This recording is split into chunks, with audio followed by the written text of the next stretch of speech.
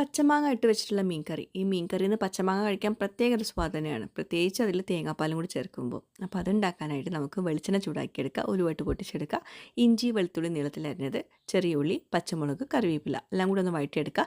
ഇനി മസാലപ്പൊടികളായിട്ട് 1/2 ടീസ്പൂണ് മഞ്ഞൾപ്പൊടി, 1 ടീസ്പൂണ് മല്ലിപ്പൊടി, 1 ടീസ്പൂൺ മുളക് പൊടി, ആവശ്യത്തിന് ഉപ്പ്. വീണ്ടും വഴറ്റിയെടുക്കുക.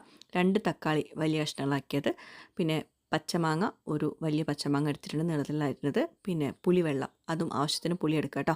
പിന്നെ കുറച്ച് വെള്ളം കൂടി ചേർത്തിട്ടുണ്ട്, നന്നായിട്ട് തിളപ്പിച്ചെടുക്കുക. ഉപ്പ് പുളിയൊക്കെ പാകത്തിനാണെന്ന് നോക്കണം കേട്ടോ. അടച്ച് വെച്ചിട്ട് വേവിച്ചെടുത്തിട്ടുണ്ട്.